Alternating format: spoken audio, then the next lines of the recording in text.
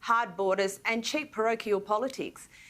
And it's typical indifferent tact. WA is trailing the nation in preparing its health system and progressing its vaccine rollout.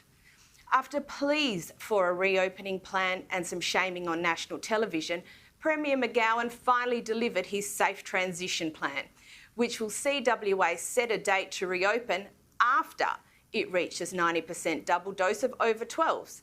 Unsurprisingly, this isn't a plan. It's a plan to plan, and the only reliable detail thus far is the continued fecklessness of the WA government. It is to plans what the larder is to automotive excellence: obscure, deficient, and totally gutless. Immediately prior to its announcement, the government released WA health modelling, which showed that reopening at 90% would save over 200 lives and that opening at 80% would result in over 100,000 cases. But that's more than Victoria's had over 2 years. It also fails to make allowances for therapeutics and assumes a static vaccination rate. Like most pandemic modelling, it's junk maths, and it's designed to scare rather than inform. It's also totally at odds with the national plan. Evidently, WA's dismal vaccination rate, together with this almost impossible target, means the status quo will remain until sometime in 2022, with families continuing to be separated and industry unable to meet labour shortages. Ultimately, this illustrates a failure of leadership and a cynical, pre-prepared self-absolution so the government can blame the people for not achieving the functionally unachievable. To top it off, today McGowan announced he would go on a reconnection tour to China, Japan and Korea to rekindle interest in WA tourism. What could be more tone-deaf than announcing a taxpayer-funded overseas junket while continuing to inflict suffering and separation on West Australians? Bring on a High Court challenge, I say.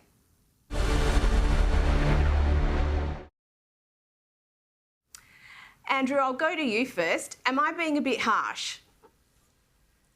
No, you're absolutely spot on, Caroline. I think you've hit the nail on the head there. And the only thing I'd say is, and this is really concerning to me, is that politicians in the main respond to the electoral incentives in front of them. The polling in WA will show that McGowan has a lot of support. I do expect that to wash away fairly quickly. But it is an interesting sort of circumstance where one part of the country is so enamoured with lockdown and the rest of the country is pretty well sick of it and ready to get out. So it'll be interesting to see what happens over the next few months, but I absolutely support your comments. I think you nailed it. Thank you, Andrew. And Kosha, look, you know, there's a lot been said that actually when you put out these targets or these thresholds that are so far out on the never, it actually discourages vaccination. And yesterday was meant to be Super Saturday in Western Australia, and actually we had less people get vaccinated than got vaccinated on an ordinary Saturday last Saturday. So do you think that there is actually, you know, the result? Yeah, it's a fair point, a good point, and it certainly has not been a good year for modelers. That piece that you mentioned, Caroline, couldn't agree with you more. And look, I think it sounds like your Premier really wants to reign as the king of the land of COVID-0, and he's in a ever-shrinking small club of people. Fewer and fewer people are abiding by that. Leaders around the world are abiding by that.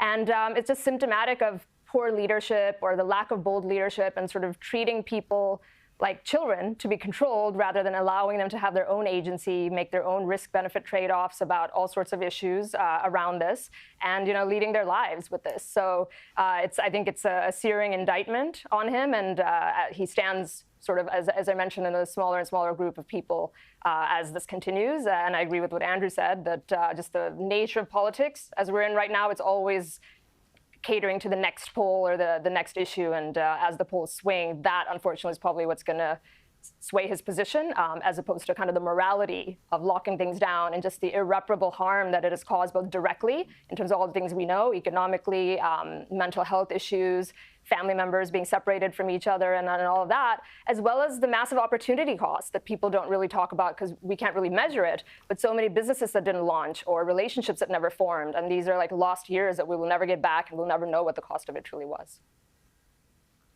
That's really true, and time is one of those things that you actually can't get back, and that there is no way to really quantify that.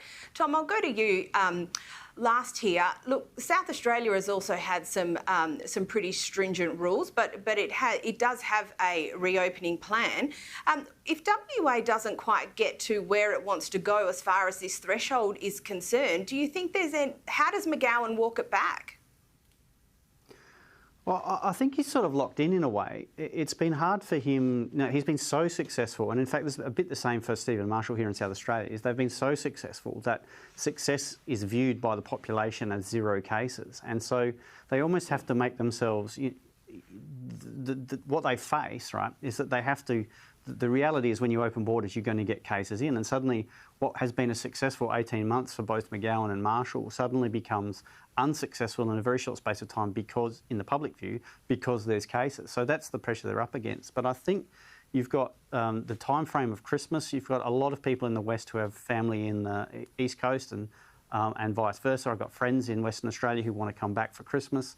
So I think Christmas will put a lot of pressure on it. And I think the other thing to do is to set a date and say we're opening at this time. But it's interesting too that you've mentioned that he's doing that trip. He's going to do a trip over to China, Korea and Japan, encouraging them to come to Western Australia, but not let them in when they want to come here. They're not open. I don't think he'll want them to come in. And I don't think that the borders will be open. And I don't know what the feds are going to do too. I mean, the feds might say, well, you don't get to get overseas tourists in if you're not prepared to let your fellow Australians into the state, which would be a fair thing to say, to be honest. Yeah, absolutely. And just before we leave that there, Tom, the state of play in South Australia, there's nowhere near the same kind of parliamentary majority as we have here in WA, and we've really seen how our government here has made the most of that electoral win and the free run essentially it has through the parliament. How has that translated in South Australia? Because you are seeing a similar level of a government that's happy to use that power, but they definitely don't have the same sort of parliamentary majority that they do here in WA.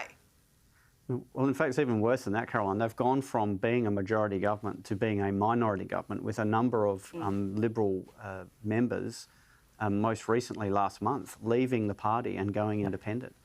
So they've, over the course of, in many ways, you could say that Marshall hasn't had a particularly good COVID, right? Because even though the state has been successful, one of the first things he did right at the start, under the South Australian Emergency Management Act, when you hand when a state of emergency is declared, power is actually handed over to the police commissioner. And in this case, he's also been relying very heavily on the chief health officer, Nicola Spurrier.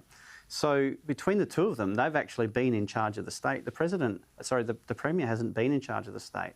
And they've taken a large role in the public messaging and everything else. So surprisingly, Stephen Marshall hasn't done well in approval rating. So even last year, at the height of the Victorian lockdown, when Dan Andrews was, under a lot of pressure, his approval rating was at 54% in one poll, and in the same poll, Marshall was at 51%.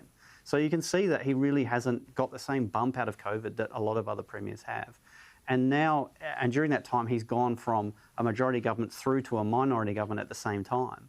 And there's a chance that he could lose the election or be thrown, or the current case of a minority government could be maintained next year. So COVID hasn't been good for Stephen Marshall. And when cases start coming into South Australia as we reopen our borders, that could change, get even worse for him. So we'll have to see. I think it's going to be really interesting the next few months. And you have an election in March, I believe. Yeah, Tom, I just... Correct. Sorry, Andrew. Tom, I was just going to pick up on something that was interesting that you said, and that was that McGowan's hanging his hat on sort of 0 cases and, by implication, 0 deaths.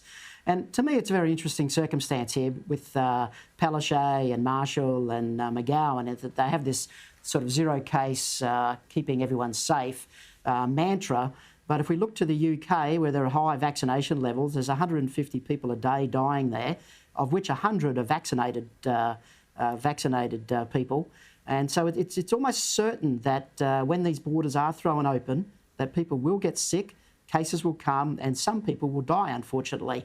And it's going to be very interesting to see how they pivot from this sort of zero cases, zero death messaging to eventually having to justify opening the borders, which surely they must do, or perhaps maybe they just keep the borders shut for years.